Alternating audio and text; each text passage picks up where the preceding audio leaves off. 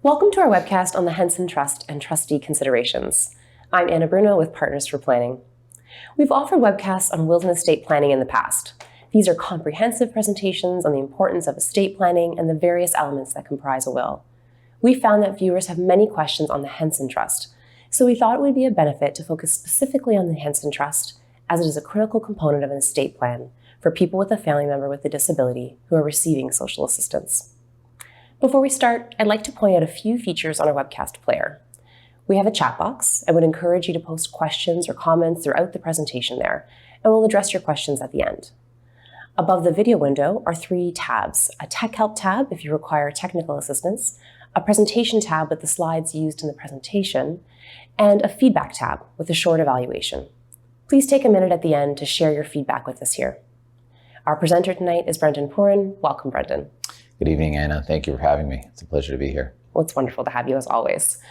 So Brendan, we've done these webcasts before. We've provided a full overview of wills and estate planning in the past, and our presentation tonight has been designed to dig a little deeper into the Henson Trust. It is such a critical component of an estate plan, but not necessarily something that every person supporting someone with a disability would need to consider. So before we begin, I think we should clarify who a Henson Trust is set up for and its key benefits. Well, I think it's important to note that a Henson Trust can be set up for anybody. There's no requirement that that person be in receipt of social assistance benefits. However, it is most applicable to and most effective for people who are receiving ODSP, for family members who want to leave behind an inheritance or a gift for an individual who is in receipt of ODSP without it affecting eligibility for the program. So the majority of Henson Trusts that we set up are really for family members who are either receiving ODSP or who will be eligible for ODSP due to their disability at the age of 18. Okay, so for those who haven't watched the full Wills and Estate webcast, if we could take a minute to provide a quick overview of ODSP so that we can catch everyone up to speed. What is ODSP? Sure, that sounds good. So ODSP stands for the Ontario Disability Support Program. It's Ontario's version of a social assistance program designed specifically for people with disabilities between the ages of 18 and 65.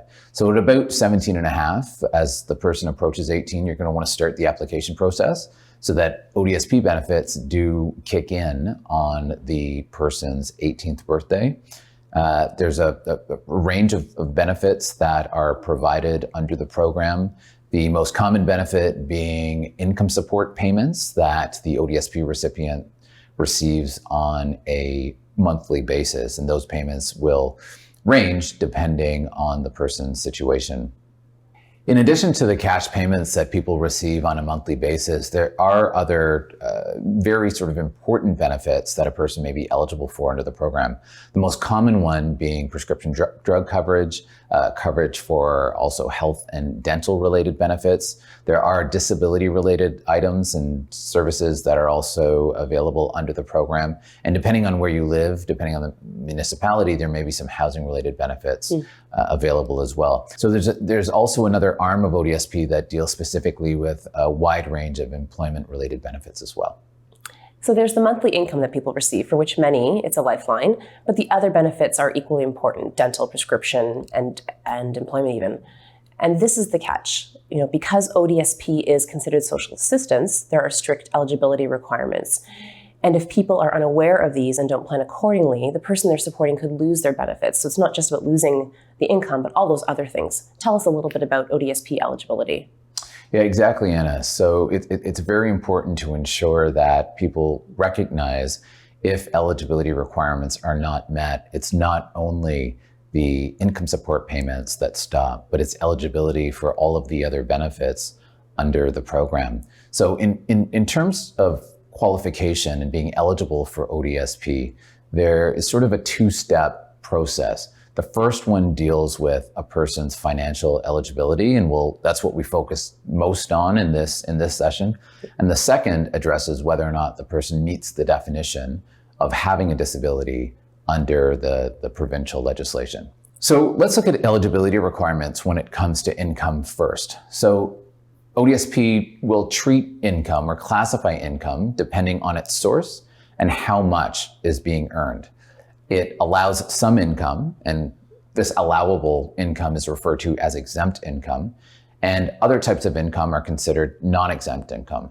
In terms of income that is permitted by ODSP, ODSP will allow gifts and voluntary payments of up to $10,000 in each 12-month period. So this actually includes payments that are coming out of trusts or any kind of gift that an ODSP recipient is receiving on a one-time or a regular basis. In addition to that, if a person receives a gift, a voluntary payment, or let's say a payment from a trust, if those monies are used for a disability-related good or service, that gift is fully exempt, or that payment is fully exempt. So for example, let's say that I'm the beneficiary of a Henson trust, and my trustee pays out $30,000 a year for a personal support worker for me.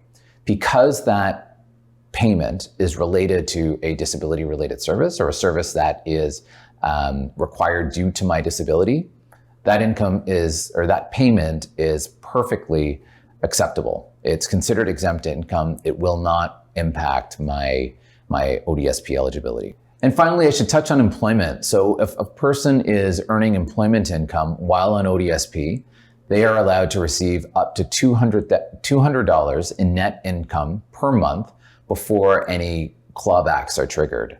Above and beyond the $200, each dollar is clawed back at a rate of 50%. So outside of these sort of limited exemptions, generally speaking, if a person is receiving income from other sources, such as investment income, that income is going to be clawed back at a rate of dollar for dollar. Okay, so it's important to kind of consider the various sources of income when thinking about how to plan financially for the future for someone. Absolutely. And again, what you're going to want to focus on is where is the income coming from and how much income is being received when you're doing that planning. Okay. And there's also the issue of kind of a $40,000 limit or asset. Can you speak to that a little bit? Sure. When we move on to the asset side, like income, ODSP allows some assets and they disallow others. So again, there are exempt assets and non-exempt assets. The general rule with respect to assets for a single recipient on ODSP is that they can have up to $40,000 in assets in their name, regardless of where those assets are held. If the person has assets above and beyond that $40,000, then it could impact their eligibility for ODSP. And I say it could impact their eligibility because it depends on what the excess assets are. For example, there are a number of other exempt assets under the program that a person is allowed to have above and beyond the $40,000, including they can own their own principal residence, right. They can own their own car, they could be the beneficiary of a number of different types of trusts, the main one being the Henson Trust, which we're going to talk about in just a few minutes. They could be the beneficiary of an RDSP. They could own a segregated fund of up to $100,000 without it impacting eligibility for ODSP. So there's a prescribed list of exempt assets that people should be aware of when thinking about and going through their financial planning. Okay. But really, this $40,000 limit kind of is a key issue. If a person with a disability receives an inheritance from anyone that exceeds that $40,000 without planning, they could very well lose their ODSP. This is why, obviously, estate planning is so critical. By using special trusts like the Henson Trust, which, as you say, we're going to speak about, a person receiving ODSP could receive an inheritance and continue to receive the social assistance. So talk about how that works, maybe. Sure, and exactly, Anna, you've hit the nail on the head with respect to the importance of estate planning, especially if you have a family member with a disability who is receiving ODSP. If your plan is to leave something behind to support that family member after you pass away, you're going to want to make sure that you do have an estate planning, plan in place, and that you take into account all of these various considerations that could have an impact on their eligibility for ODSP. And so we have the Henson Trust, and that is sort of the focus of tonight's webinar. When working through your estate plan, which includes typically your will as the foundational document, powers of attorney that you may also put in place, you may consider additional trusts or other documents to facilitate the plan. Most often you're going to want to consider incorporating a Henson trust, usually into your will. And what this essentially will allow you to do is leave something behind for your family member without that gift affecting their eligibility for ODSP. Right. And so Henson Trust or trust in general, this same concept applies. Maybe just clarify exactly what is a trust. Sure. At a very high level, when we talk about a trust, we talk about somebody leaving a gift, or let's say a portion of their estate, in this separate taxable entity. Think of it in a very similar manner to a corporation. That gift is being left specifically to benefit your family member, who's referred to as the beneficiary of the trust. And the assets held in that trust are being managed by people that you appoint, referred to as trustees. So the concept here is that legal title of these assets, if it's a bank account, or if it's a piece of real property, actually sits with the trustees, while your family member is the person who is identified to benefit from those assets, as opposed to you saying, I'm going to leave $100,000 or half of my estate to my family member directly. Right.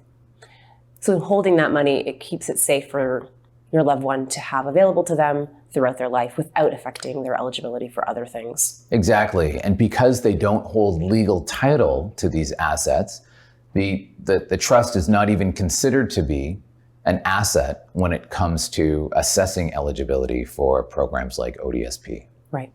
But it keeps it safe from leaving it to another family member, perhaps, and assuming that they're going to support your loved one in the future. Yeah, and that's a good point. We do get families come to us and say, well, we want to make sure that ODSP doesn't get impacted. And so what we're going to do, we've got two kids, one who's receiving ODSP, one who's not. And so we're going to leave everything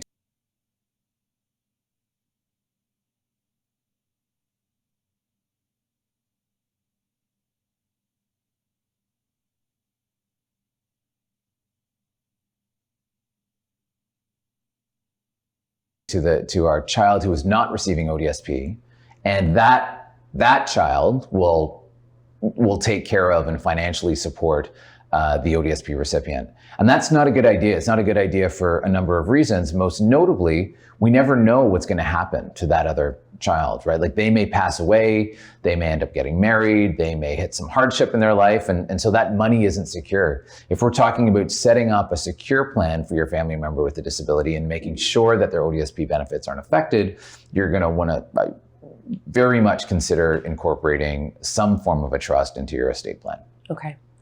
And there are many types of trusts, and other than using it to safeguard ODSP, how else are trusts used?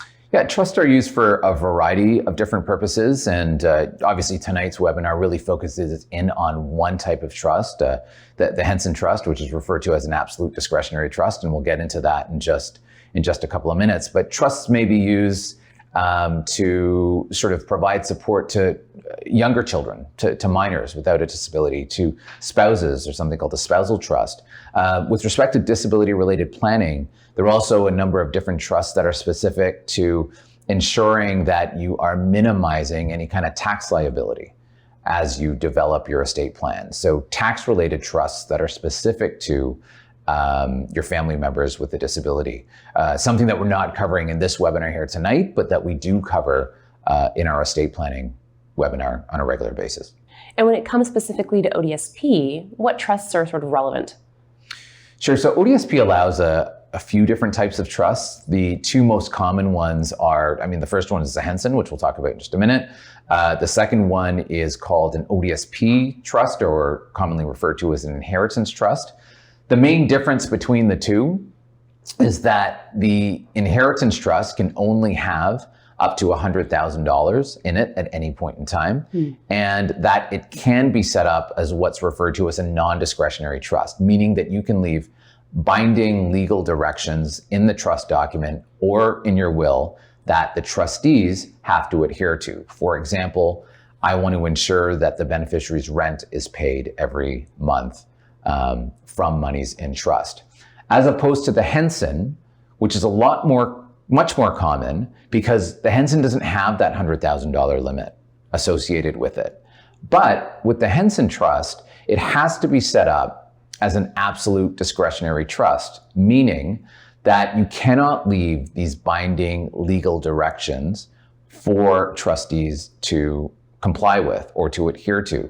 What you're saying to the trustees is that I trust you with whatever is being transferred into that trust, and you have absolute discretion when it comes to the management of those funds. Because the trust is set up in such a way where trustees have absolute discretion with respect to the administration and spending of these funds, the trust is not considered to be an asset when it comes to ODSP eligibility for the beneficiary. So then the Henson Trust is the most common, and a person would want to set up a Henson Trust if they were planning to leave inheritance of more than $40,000 to someone receiving ODSP. Yeah, in most cases, the Henson Trust makes absolute sense. I would say, people may forego a Henson Trust if it doesn't look like the inheritance is going to amount to $100,000. They may consider a different type of trust, or they may not even include a trust if the inheritance doesn't exceed $40,000, because it may be that the inheritance is small enough to fit within the individual's $40,000 exemption. But what we typically say to families who are planning with us is you never know what you're going to come into by way of assets or your own inheritances. And so it is generally safer to include a Henson Trust in your estate plan. That's a really good point. And is the Henson Trust something that is only used after the person dies? That's a great question, because we do get a lot of calls from families saying, well, I want to set up a Henson Trust. What do I need to do that now? And so I think there's this misconception out there that from a mechanical standpoint, you've got to go down to a bank or a financial institution and open up a trust account right away. And that's typically not the case. It's an option, but it's typically not the case. Typically, what people are doing is they are leaving instructions in their wills for a trust to be set up upon their death or upon the death of themselves and their partners. And so that's when the Henson Trust actually crystallizes, and the trustee or the trustees that are appointed then have to go through the mechanics and the logistics of setting up a trust. So, going down to the financial institution, meeting with an investment advisor, starting all of the associated responsibilities with acting as a trustee. There may be situations where families want to set up what's referred to as an inter vivos trust or a living trust. In other words, they're not necessarily leaving instructions in their will for a trust to be set up after they pass away, or maybe they are, but they also want an additional trust to be set up now. And this is common, I would say, for families who may be purchasing a residence or buying a condo or a house for their family member who's also in receipt of ODSP, or in some situations where families come to us and say there are multiple relatives or friends of the family that want to leave something behind for the ODSP recipient. And if that's the case, we may consider creating what's this inter vivos trust that can then be shared with other family members, and they can direct their gifts to this trust. It's a bit complex, and it does take some considerable planning. So if this is something that families are thinking about, I would strongly recommend that they get advice before doing so. What's always been helpful for me, Brendan, is to hear you speak to scenarios. So we have a kind of a simple scenario to run through, and hopefully you can sort of address some of the common issues here. So Christine has 2 children. Her youngest is 27 and receives ODSP. She has savings of $300,000 and home equity of $700,000. So she has $1 million that she wants to leave to her children. She'd like to leave something to both daughters. She also has an RDSP set up for her youngest that is valued at $270,000, and an insurance policy on herself for $200,000 that she can also add in. Assuming that she has no other beneficiaries and no other assets, tell me, Brendan, how might she set up her estate? Yeah, so this is it's a great scenario, because this is exactly the sort of situations that we'll deal with on a regular basis. And so one of the initial questions would be, given her asset makeup, given the ages of her daughters, especially the age of her daughter with a disability, daughter who's receiving ODSP, given that daughter's income sources and other assets, how much should Christine leave behind? Like, how should she divide the assets in her estate to adequately provide for both of her daughters? So I think in this scenario, the one daughter had a steady income, and she, from a financial standpoint, was, for the most part, self-sufficient. Her other daughter's sole source of income was ODSP. So one thing we want to consider is her daughter's age. Let's say that daughter is 27 years old. The exercise that we'd want to go through is, considering that we're always planning for the worst case scenario, and that is something happening to the testator, to the parent, in the near future. What will the needs of of her daughter be after she passes away? So we know that her sole source of income is ODSP. She may have some other sort of minor financial supports in place. So we then want to compare that to what would her expenses look like after her mom passes away? Where would she be living? How would she be supported? How much support does she require on a monthly basis? And, sort of calculate what she would need to meet her needs and to enhance her quality of life on an annual basis. And then kind of extrapolate that over the course of a projected life expectancy. And so when we do that, we get an idea as to, what this family member may need to live a good life. And I think that's the starting point. So let's assume that her daughter's 27 years old and that she could live for potentially another 60 plus years. If her expenses far outweigh her income, then she's going to want to think about leaving the majority of her estate to that daughter. Now, there is an RDSP that's currently valued at $270,000, but at age 27, monies from that RDSP are most likely not going to be accessible for another 20 years. So we do have to bridge that gap. Some families are quite strong in their views that they want everything equalized. Some may say, well, my family member with the disability, for the most part, their expenses are taken care of, and they don't have any additional extraordinary needs. Or others may say, and what we sort of lean towards is, if sole source of income is ODSP and we have a sort of a current kind of needs assessment, we know what is required to enhance their quality of life, we would lean towards suggesting that more money, or a greater portion of the estate, greater portion of the life insurance proceeds, be left to that family member.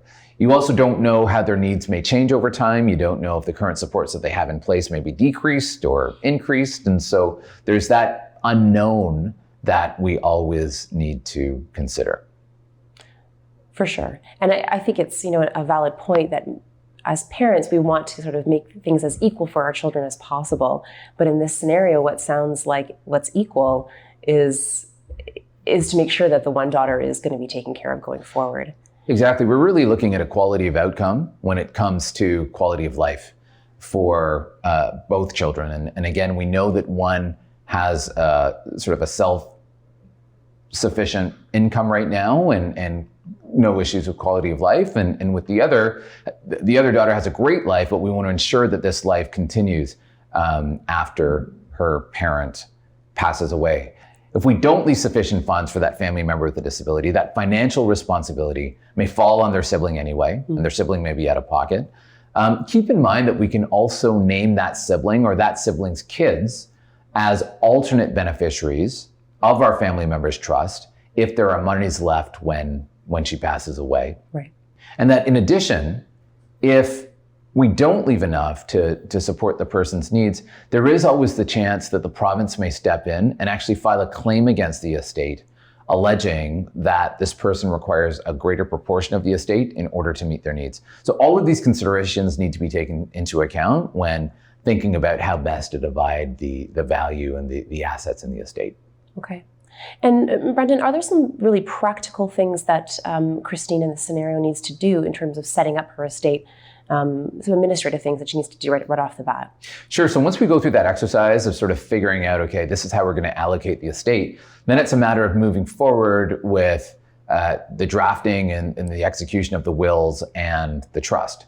So your you're meeting with your lawyer, you're thinking through all of the additional considerations that go into your estate plan, and you complete your will, and you decide what trust you're going to include, and you sort of document how the estate's going to be divided and who's going to be administering the estate and who's going to be administering the trusts.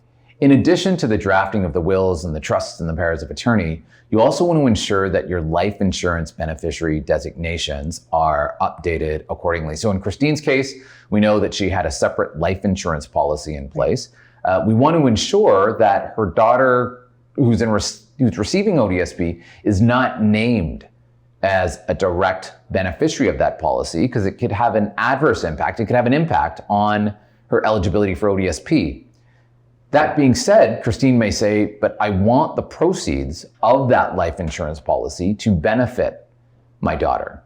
And so what needs to happen is that typically the drafting lawyer would be developing a life insurance beneficiary designation that includes language which mirrors the language in the will to ensure that the proceeds from that life insurance policy does eventually flow to the Henson Trust that will be set up and created upon Christine's death. So it's important to have your lawyer and your investment advisor speaking with each other to ensure that this happens. Yes, for sure. And it's also, what I've learned then is mechanically the Henson Trust really is a clause in the will.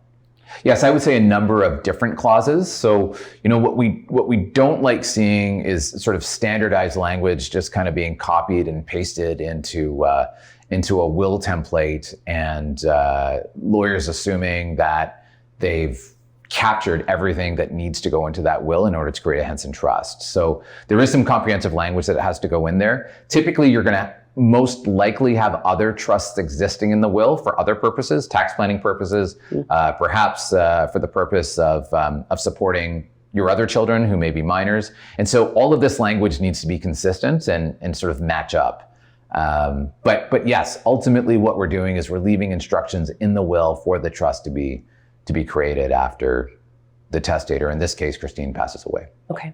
Fantastic. And Brendan, you talked about in the scenario trustees, and I think this is such a big issue for families to consider when a parent passes away. Who are those people going to be that manage this trust? So let's talk about trustees. Who can they be? What do they do? Sure. Yeah, and absolutely. And this becomes a challenge for some families when thinking about who they'd like to name to administer not only their estates, but most importantly, I would say, or more importantly, administer the funds being held in trust. Keep in mind that your selection of trustees is even more important when we talk about a Henson Trust, because the trustees have absolute discretion when it comes to the spending of those funds. Yes. As to a trust that's set up, which provides very clear legal direction to the trustees. So you're really, the most important element, and it goes without saying, and it appears to be quite obvious, is that you need to trust the people that you're appointing as trustees. There are other responsibilities that come along with acting as a trustee, but a lot of those responsibilities can be contracted out, right? The person can hire a lawyer, an accountant, an investment advisor to help them with the administration of the trust. The key characteristic that you're looking for when you appoint a trustee or when you appoint multiple trustees is trust.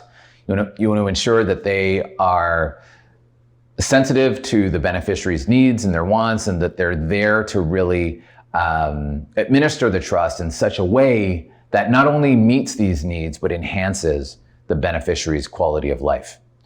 Other responsibilities or other considerations that you want to think about when choosing people, you want people who are aware of ODSP rules, all of the rules that we've just kind of gone through. Obviously, most people are not going to keep current with these rules, but you want to make sure that they're just aware that there are rules and that they seek advice from other people who can ensure that they're not, spending funds in a manner that would upset eligibility for ODSP. People who recognize that trust funds are typically invested and they want to generate some sort of financial return on those funds. And so they're open to engaging an investment advisor to assist them with that. They've got to make sure that they're meeting all of their tax filing requirements, their annual tax returns that need to be completed. So working with an accountant or a lawyer to assist them with sort of the tax planning and tax compliance side of things. There are ODSP reporting requirements that need to be fulfilled as well. So being aware of those and seeking support from people if they require support to fulfill those responsibilities. You want to consider age because ultimately with a trust, you're planning such that the trust will be in effect for the duration of the beneficiary's life. And so eventually you want a trustee or trustees who are similar in age or even younger than the beneficiary. So you want to keep that in mind.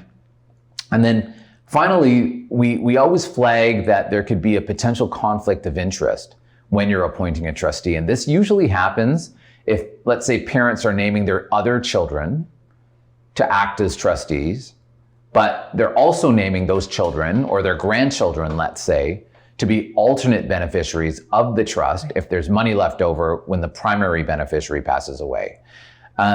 We flag that there's an inherent conflict of interest there, which parents may or may not be aware of, and they may or may not be okay with. But it's important to consider that if you feel that you're not comfortable with that conflict, then you may want to add a joint trustee to administer the trust with your other children who do not have an interest in the trust and can be purely objective in its administration. Right, so there can be multiple trustees on any given trust. Absolutely, there can be multiple trustees in any given trust, and it's a good idea to have multiple trustees because that in and of itself provides an inherent check and balance. Okay. You know, we get this question kind of every time, Brendan, we do this presentation, people to say, you know, I don't have anyone that I feel comfortable asking to be a trustee because of the inherent trust that's needed, perhaps, the relationship that's needed, but also the work involved. You know, is there something you might say to that? Are there alternatives that people can consider? Yeah, I mean, one of the sort of main alternatives is keeping in mind that you can name people or you can name corporations to act as trustee. And there's specific types of corporations called trust companies that can take on this role as well. So, for example, a lot of the big banks will have its own trust arm and they may provide trustee services. There are a number of other smaller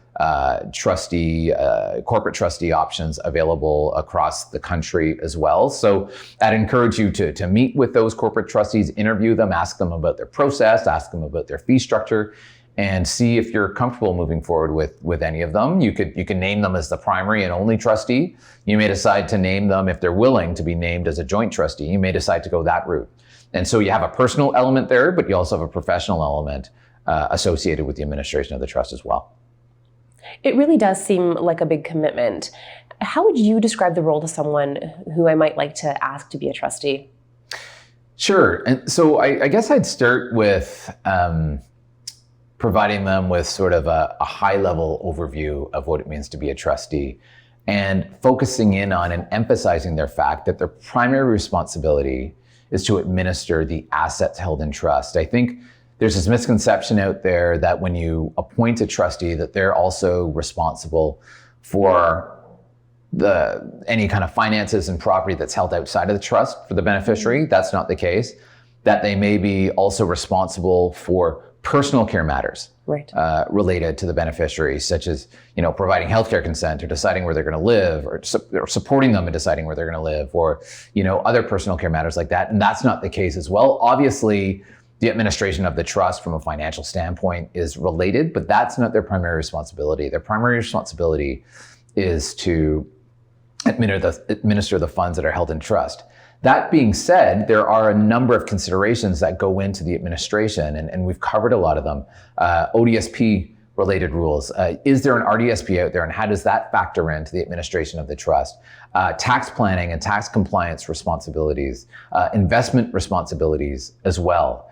But again, keep in mind that a lot of those, that the trustees can rely on professionals to assist them with those other pieces. So it may sound overwhelming, and there is a lot of responsibility ultimately related to being a trustee, but a lot of the work can be supported by other people.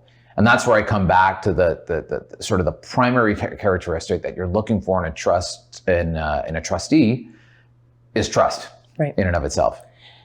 So Brendan, what are some of those resources that a trustee could access if they need help? Yeah, so again, remember that a lot of the responsibilities that trustees ultimately have can be addressed by hiring professionals to support and assist them. And so there may be lawyers, there may be accountants, there may be investment advisors out there who have a disability-related planning background, who have a trust, compliance, administration, and planning background, who can help.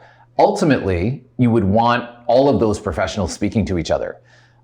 Your lawyer interacting with your investment advisor, who's also involving your accountant in discussions, because as we've mentioned, there are a number of different considerations, right? We've got to think about ODSP rules. We've got to think about tax filings. We've got to think about whether or not there's an RDSP out there. And so ultimately, you would be looking for a group of professionals who can interact together in order to assist you with administering the trust.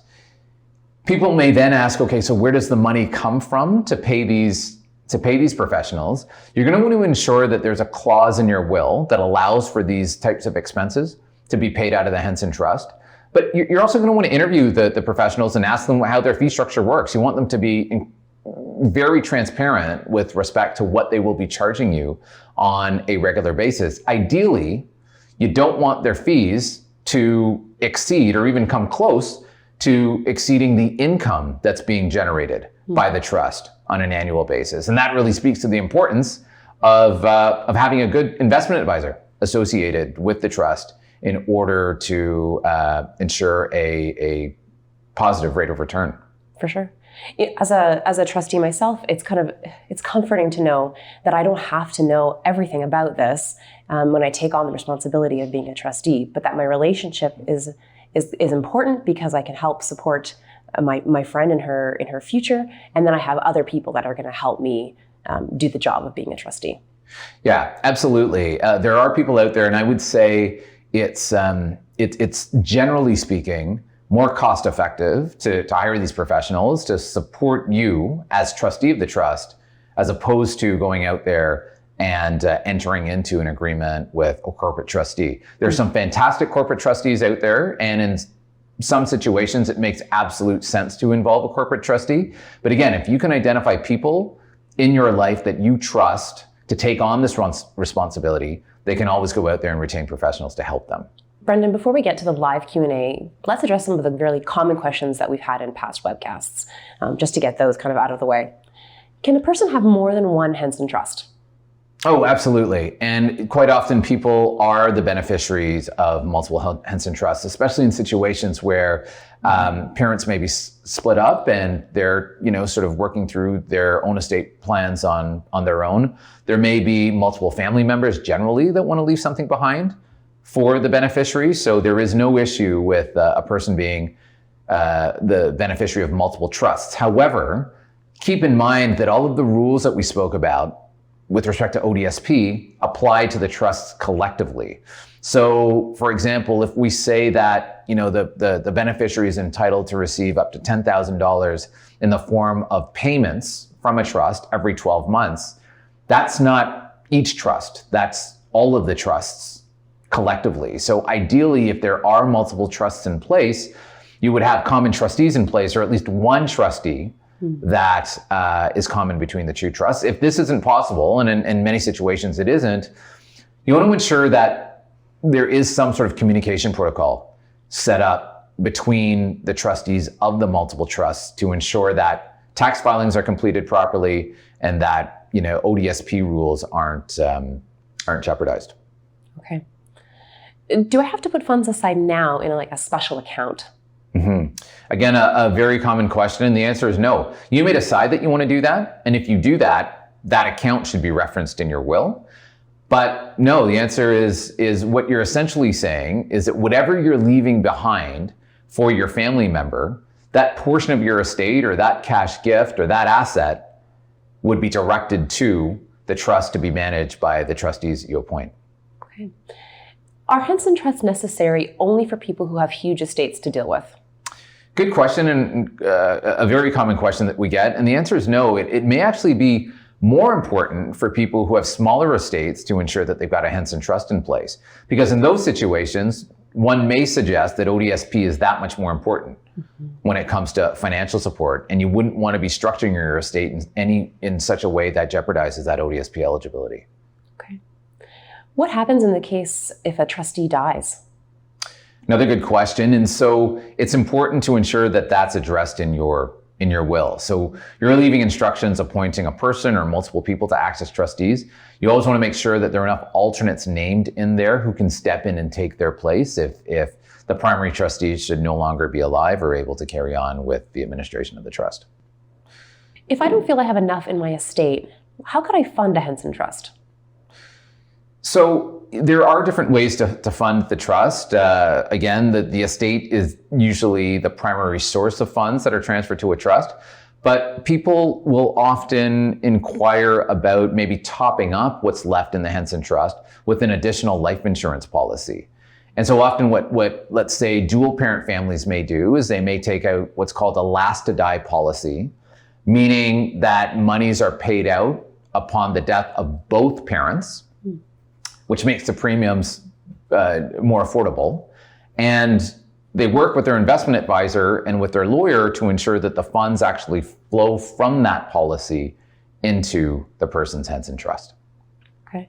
How old should my child be when I set up a Henson Trust? Oh, there's definitely no minimum age. I mean, I think once you, as a parent, recognize that your child or your family member, regardless of their age, may require ODSP support at some time in their life, you want to start thinking about incorporating a Henson Trust into your estate plan. So again, very important to always have a will in place, especially if you have kids or you've got assets, and then working a Henson Trust into that existing will or estate plan. Okay, great. And what fees do trustees usually receive?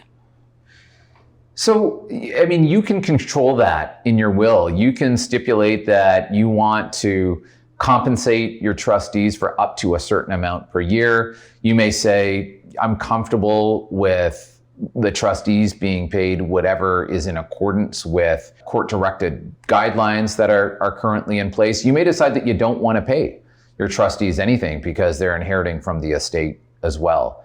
So it's really up to you, and it's a discussion that you should be having with your lawyer when drafting your will or your trust document. Thanks, Brendan, for addressing these questions and being with us today. And now we'll go to the live Q&A. Thanks for having me, Anna.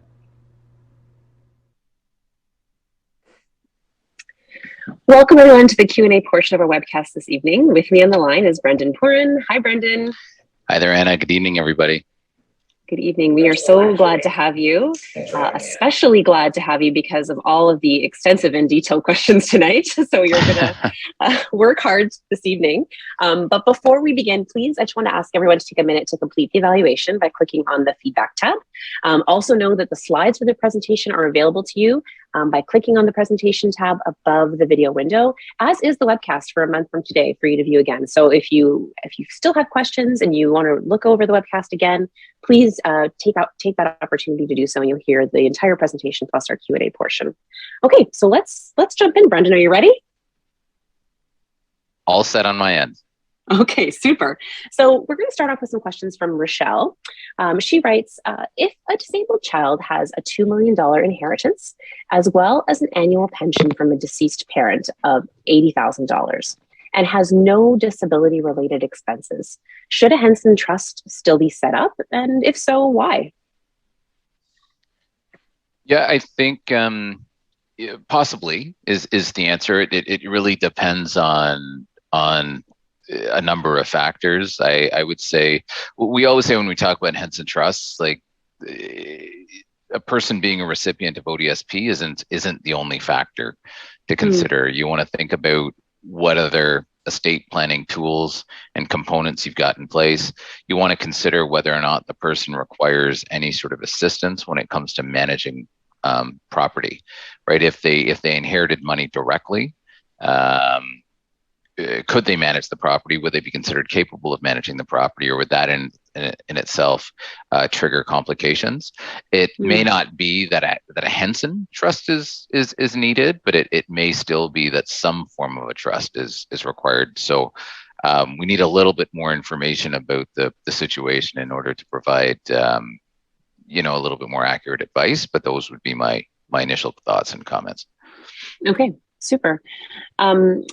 Are there circumstances where rent, for example, for a retirement home could be considered a disability-related expense? Just kind of, I guess, thinking about what constitutes a disability-related expense. So, under what circumstances could the rent of a retirement home be considered a disability-related expense? I mean, there's no black and white answer here. I mean, generally speaking, rent is not. Generally speaking, rent wouldn't be considered a disability-related expense, but we have been able to get to convince ODSP otherwise in a number of files along the way.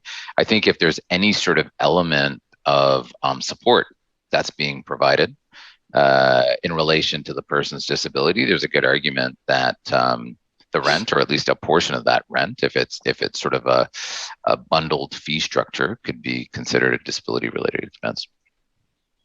Okay. And Michelle had a third question. Can a disabled child who is entitled to a parent's pension amounting to $80,000 annually still get ODSP benefits if that pension is kept in a Henson Trust? So a pension cannot be kept in a Henson Trust. If it's a regular pension payout, it cannot be directed to a Henson Trust. So under the current rules, chances are that individual would be earning too much to receive ODSP. But I mean, with an $80,000 pension, that far outweighs generally speaking, the benefits associated with ODSP. Okay. And does a Henson Trust still allow you to access more than $10,000 for non-disability related expenses if needed, but makes you ineligible for ODSP benefits? No, so the rule is that you're able to access up to $10,000 in the form of voluntary gifts and payments, which include disbursements from trusts every 12 months. If you exceed that $10,000 limit, and these are for non-disability related expense, if you exceed that limit, then the additional amount is clawed back on a dollar for dollar basis. Okay, great. Conrad asks, should a Henson Trust be set up on the will or at any time? Typically, you're leaving instructions in your will for the trust to be set up after you pass away, or you and your partner pass away. But there are situations when what's called an inter vivos trust or a living trust may be considered. That being said, those are fairly rare. Like with almost all of our, and even if a living trust is created, you most likely also want what's called a testamentary trust, which means that it's triggered upon your death. So most of the time, you're looking at leaving instructions in your will for the Henson Trust to come into effect after you pass away or you and your partner passes away. Okay, great. Andrew writes, do you have advice about the number of trustees one should have? Should there be like one in a backup? I think we talked about this webcast, but it's always great to hear it again. Yeah, I mean, I think, the most important characteristic that you want to look for in the person or in the people that you're appointing is trust in and of itself, right? Like you want them to make sure that you're appointing people who are honest and trustworthy. So I wouldn't name multiple people as trustees if you don't have that level of trust with them. That being said, anytime you can name multiple trustees is a good idea, because multiple trustees in and of itself provides an inherent check and balance, right? They're two people sort of monitoring what's going on. So if there's any, if there are poor decisions being made or if there's any wrongdoing occurring, at least there's another trustee there to act as a check and balance. Yeah, for sure. And is having a trust company as the executor a good alternative if one doesn't have anyone else to be the executor? Yeah, I mean, often people will consider corporate trustees as an alternative or as the primary trustee in many situations if there's nobody else in the beneficiary's life that the testator trusts to take on that role. Okay, and I guess there were questions like, if the people who they've chosen as trustees are not alive by the time they're needed, kind of what happens in that case? Yeah, no, good question. And that's why, to the best of your ability, you want to try to name not as many, but you want to try to, within reason, name as many alternates as possible, right? Ideally, eventually, a trustee or two who are similar in age to the beneficiary or younger than the beneficiary. Okay. And Maria writes, which trust would be best suited for families who do not have a trustee? So is there a particular kind of trust that's better suited if you don't have a typical trustee? I wouldn't say so. I mean, my initial reaction is you're not looking at selecting a type of trust based on whether or not I assume it's whether or not you're using a personal trustee as opposed to a corporate trustee. I think there are a lot of other factors that go into the type of trust that that you're selecting. Most notably is the recipient and receipt of ODSP, and what is the potential inheritance that you're looking at flowing to the trust. Okay. Good. And I think we answered this one in the webcast, but does the trustee of a Henson Trust receive a fee or percentage of assets for administering the funds? Sorry about that. It's completely up to the client, to the trustee. So you would include instructions in your will, which speaks to compensation. You can say no compensation. You can say compensation up to a certain amount each year. You can make it a percentage. You can say in accordance with court tariff guidelines. So it's completely up to you. It's one of those clauses that we often see not included. It's been overlooked by the drafting lawyers. So if you already have wills in place, you definitely want to make sure that you have a paragraph in there that speaks to compensation. Okay, perfect. While we're on the topic of trustees, Kathy just threw in a question. Can a trustee kind of pass the torch, so to speak? So when they die, name their successor, or does that have to be done in advance? You want to make sure that there's language in the will which speaks to that, and that the trustee's will is updated such that it has an instruction which identifies who takes over when they pass away. And if a guardianship is set up for the child, should the guardians also be the trustee for the will or the Henson Trust? Again, your choice. I would suggest in most situations, if you're applying for guardianship, it's usually the parents who are applying. They may have their other children apply with them as well. And I would say in almost all the situations that we've been involved with, where, like, let's say siblings are acting as guardians, they are also the trustees. But it doesn't need to be set up like that. Okay. And Maria writes, what are the benefits of compensating a trustee, if any? That they agree to take on the role. Yeah, right. Right? They don't have to take on the role just because they're appointed in a will or in a trust document. So I think primarily it's an incentive. And do you find that there's a fair bit of a work associated with managing a fund, or is it really dependent on the person's needs and how much they're accessing it? I mean, it does vary, but there is work. There's definitely work in managing a trust. And we went through some of the responsibilities. I mean, you've got to make sure that your ODSP reports are filed, that your tax returns are filed, that your financial statements are prepared, that that all of these sort of administrative, financial, legal, and tax responsibilities are carried out. Most note, like, you've got to invest the money as well, right? Now, a lot of that work can be contracted out though to professionals. So, you may not be the most savvy investor. You may not have the time to do the accounting or to file the tax returns with the ODSP reports, but you can hire people to do that. So that your primary role would be approving decisions related to really the most important piece, which is the disbursement of funds to the beneficiary based on their needs and on their wants. Okay, great. There were a few questions kind of related to, families that are separated, for example, or multiple trusts being set up. So let's go with Sandy's, for example. My son is 39 years old. He's on ODSP and works part-time. His father and I are divorced. Can we each set up a Henson Trust in our respective wills, or can our son only benefit from one Henson Trust?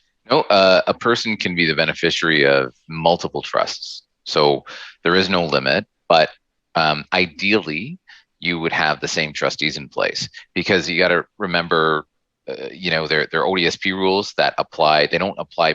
like that $10,000, for example, doesn't apply per trust. It applies to any voluntary gift or payment received over the course of 10 months. It'd be important for the trustees to collaborate from a tax planning perspective as well. Because you can only elect one trust per year for the QDT designation, for the Qualified Disability Trust designation. So that can flip back and forth. There's the RDSP that plays a role. And so, many people who are the beneficiaries of multiple trusts, but ideally you've got the same trustees. If you don't have the same trustees, then ideally those trustees are communicating together with each other in order to optimize the administration of the trust.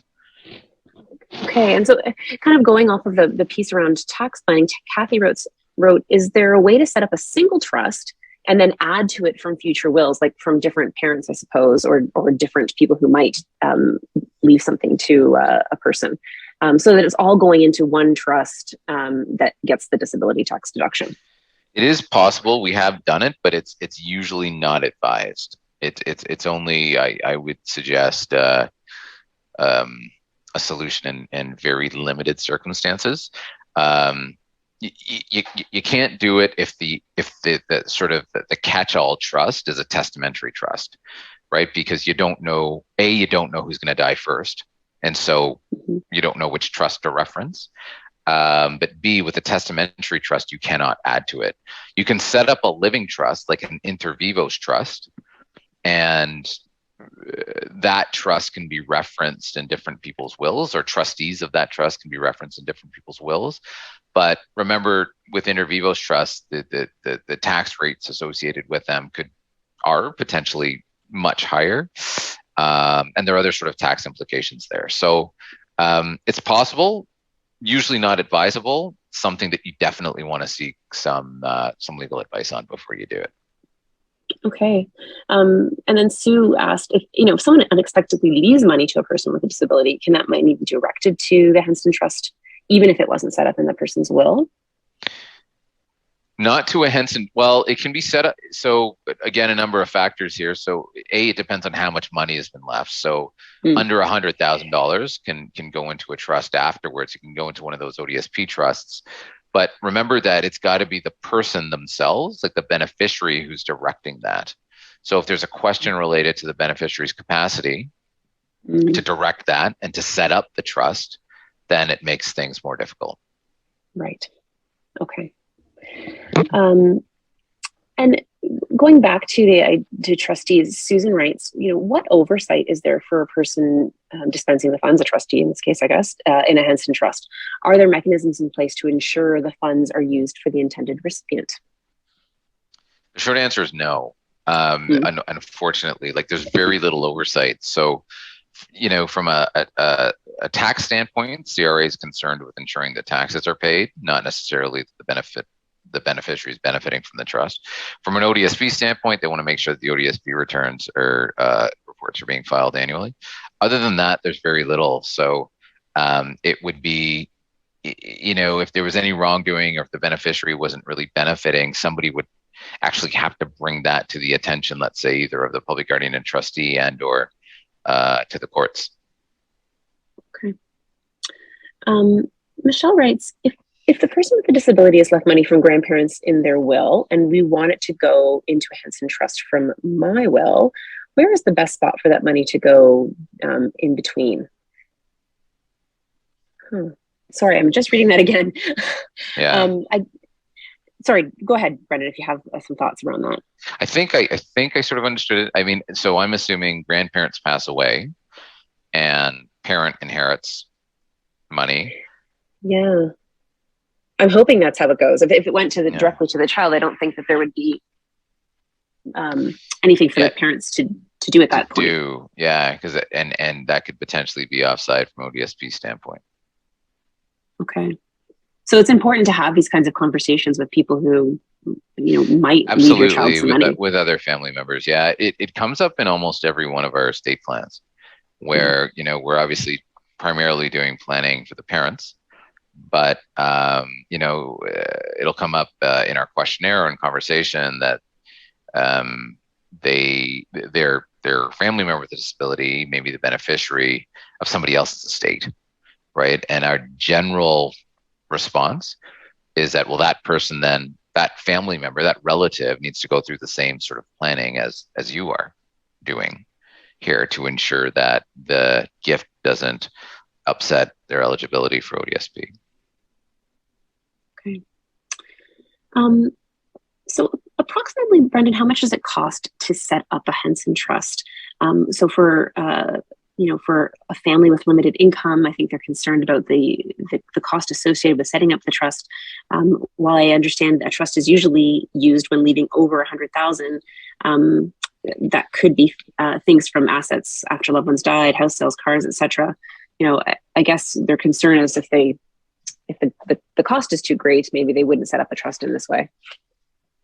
Yeah, so I don't think the criteria is, I wouldn't say that there's an asset threshold that would impact whether or not you set up a trust. I think potentially it's even more important if there's not a whole lot of money being left for a trust to be set up or some sort of instrument to preserve eligibility for ODSP, because ODSP is going to then be that much more important in the individual's life, right? So I can't really say what it costs to set up a trust. I think what I would recommend is that the family interview lawyers, right? Go through the intake process, which is usually no charge, to determine what may or may not be possible and what the fee structure looks like. Okay. Brendan, I want to go back to, you mentioned some of the issues around if a person receives money themselves and it may not have the capacity to set it up into a trust. Yeah. So Sue writes, if the person with a disability does not have the capacity to direct unexpected money left in a will into a trust, is there something that can be done so that someone else can make that decision for them? Powers of attorney, guardianship. This is a big question. Unfortunately, in most cases, someone would have to apply to become their guardian of property. Which is obviously, raises a whole set of other concerns, delays, expenses, human rights implications. So it's a lot more effective if proactive planning is done so that someone isn't placed in that position. Yeah, I think that's an important message to convey.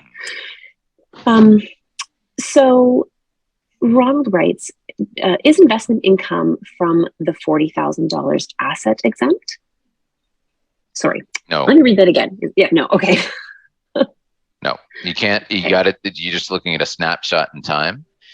40,000, regardless of whether it's capital or income, it's all considered the same. So the minute you sort of exceed that $40,000 in non-exempt assets, then eligibility for ODSP is potentially affected. Okay. Anna writes, my husband and I have a permanent last to die insurance policy of $250,000 for a Henson Trust, and we have a will that has provisions for a Henson Trust outlined in it. What or who do we put down as the beneficiary on the insurance policy? It cannot be my daughter, and if the beneficiary is my estate, then won't it be subject to probate and fees and taxes? Yeah. So, if it's your estate, it's not necessarily the end of the world. Yes, it will be subject most likely to additional taxes, probate fees. Approximately amount of 1.5% would be also potentially subject to creditors if you've got debts owing on your estate. But typically what we do is set up separate life insurance beneficiary designations, ultimately directing the funds to the trustees of the trust as established in your will. So you need your lawyer to track the language in your will such that it matches up with the life insurance beneficiary, the language in the life insurance beneficiary designation. And then you want your lawyer to be speaking with your investment advisor to make sure that the life insurance company is okay with the wording. Okay, good. We certainly talk a lot about in this webcast and the webcast that's coming up on June 7th about kind of the communication between all the players involved when helping set up Absolutely. your estate. Absolutely. Catherine writes, what happens to ODSP when the person turns 65? Old age security is much less. I bring this question up just because I think that's the whole reason why we're having these conversations and why people are saving money. But maybe you have something to add. Well, what I have to add is, in most cases, a person's income actually increases, doesn't decrease. When you factor in old age security and the guaranteed income supplement, they're probably earning, I don't know, $300 to $400 more per month. So old age benefits, generally speaking, are more generous than social assistance benefits. Okay. That's interesting to note, that our ODSP system. Yeah. Yeah. Okay. Kathy writes, if the person on ODSP is left money in a Henson trust, does it make sense to use some of it to fund the RDSP without going so high as to stop the government contributions, and the rest in a separate account? Is that money still then part of the trust or leaves it? How does that work? To fund the RDSP or the RDE? Yes, the RDSP is what she wrote. Again, it really depends on the circumstances. I would say if contributions are being made, let's say to get the government grant, in most cases, I would say that's probably a good expenditure, because the funds coming out of the Henson Trust to fund the RDSP would be considered exempt. They wouldn't fall within the $10,000 limit, and then you're leveraging that disbursement as well, because you'd be using it to get the additional government grant related to the RDSP. But like with any sort of disbursement strategy, you do want to factor in the tax implications, and to determine whether or not it makes sense to do that, or if to pull the funds from another source, if there is another source of income. So again, situation specific, but generally I would say likely a good idea. Okay. Let's go to Diane's question. Can I safely assume that if I have 2 children then with disabilities that are receiving ODSP, I need separate Henson trusts set up for each child? Not necessarily. It again depends on a number of factors in terms of determining whether or not you want to have 2 trusts or one. Some families are adamant that they want the 2 trusts because they want to ensure that X amount of funds or Y percentage of the estate is divided, let's say, equally, and that each child has their equal share. Others aren't as concerned with that, so they'll say, we'll just do 1 trust. From their standpoint, it's less administration on the back end. So that's another conversation that you definitely want to have with your lawyer when they're drafting the documents with you. Okay. I'm not sure I totally understand Giselle's question, but maybe you might. She wrote, I've heard the trust will not go in the will. Their names would not be there. Is this true? I think there's lots of misinformation, so if you can clarify. Generally, no, not true. Again, we need more context to really fully respond. But I mean, if you're setting up a trust, you've got to identify that in a trust document or in a will. And either way, you've got to identify beneficiaries of that trust. Okay. Phil writes, can a Henson Trust generate income? For example, hold property and generate income from rent? Yes. Yes. And then are the funds from the Henson Trust taxable? Income is taxable. The income is taxable. Income is taxable. Okay. Can I leave my family home in a Henson Trust and continue to have my son live in the home and have the trust manage the maintenance of that home within the trust and not affect his ODSP? Yeah, I mean, again, a complicated question. So it's often, like, we often set up plans this way, where the family home falls to the trust and the trust sort of manages the home. ODSP wouldn't be affected necessarily, but you've got to do some planning to figure out how the expenses of the trust are going to be paid. Is that coming from the trust? Is that coming from ODSP? You want to make sure that you can still justify the shelter allowance of ODSP, right? The four, I think it's 86 or 79 or whatever it is now.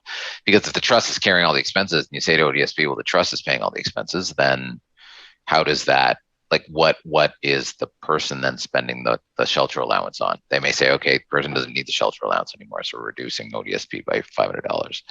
So possible, generally speaking, not a bad idea, but planning definitely needs to take place in order to optimize that structure. Okay. And Brennan, there were lots of questions about the 21-year rule. Could you just kind of review that again? Sure. So the 21, so trust law dictates that any income generated by the trust, so you've got capital, let's say, that goes into the trust. Let's say you've got $100,000 that goes into that trust and the $100,000 is invested.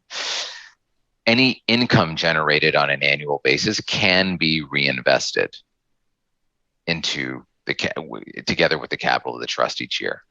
That can go on for 21 years. After 21 years, any income generated by the trust cannot be reinvested in the trust. It has to be paid out. Okay. In addition to that, any assets that are held in the trust, so let's say you're holding 100 shares of Apple in the trust. There's what's called a deemed disposition year 21, meaning a deemed sale. So it doesn't mean that the stock, the shares actually have to be sold, but from a tax standpoint, CRA views them as being sold, thereby triggering potentially a capital gain, right? And then the trust having to pay taxes on that capital gain. So once again, it speaks to there being the need of including most likely a professional to help with that tax planning element to minimize the impact of the tax liability at year 21. Okay. Thank you, Brendan. Sorry, I'm thinking about just the complexity of so much of this and how important it is for people to really have the opportunity to have sort of individual advice. Cynthia wrote, I'm so grateful that there are professionals like yourself, Brendan, who understand the exceptional needs of our families, and that when we walk in, that we're going to find people who understand and really know what they're doing. And it just made me wonder if you could speak to the importance of looking for professionals who really do understand the complexities of disability-related issues, and how the types of questions you might ask to find someone qualified. Sure. Yeah, I can't stress the importance of that enough, both on the planning side, but also on the administration side for your executors and your trustees of the Henson Trust. So on the planning side, I think it's extremely important to have a lawyer, a financial advisor, and a tax accountant that understands disability-related planning or planning for people with disabilities. As you can sort of gather from the content in this webinar and in others and all of these questions, there's a lot to keep on top of. And so somebody who sort of handles these sort of files off the side of their desk is not going to be able to stay on top of all of these complexities with, tax-related matters, ODSP-related considerations, legal capacity considerations. There's quite a lot. And then on the administration side, again, when you're appointing trustees, you're appointing people that you trust, not necessarily people who have this knowledge, because very few people are going to have the breadth of knowledge required to administer the trust in an optimal way. So that trustee, it's then, I would suggest, incumbent upon that trustee to retain professionals to help with the administration of the trust and all of the complexities that come along with that. Yeah, certainly. Because generally the people who agree to do these things might not have that expertise at all, but have good hearts and want to be there to support your loved one. Absolutely. Absolutely. Yeah. So thank you, Brendan. I realize there are so many questions that we didn't get to this evening, but we've already gone way over time. And I really appreciate you spending so much time with us to answer all of these questions.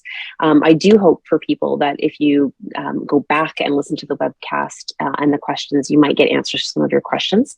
The other thing I suggest is that we have another webcast coming up on June 7th, Money Talks, Financial Planning. Some of the questions were related tonight to things like the RDSP and taxes and other income insurance and that kind of thing. Those types of questions can be perhaps addressed in our future webcast. So please check out the Planning Network for this webcast coming up on the 7th. And as I mentioned, there was a question about being able to watch this webcast again. Absolutely, you can by clicking on the same link that you got for tonight in your email, and you can check it out then. So thank you very much, Brendan, for being with us. I really appreciate it. Oh, my pleasure, Anna. Thank you, everybody, for the great questions. Have a wonderful evening. Yes, thanks so much, everyone. Have a great night.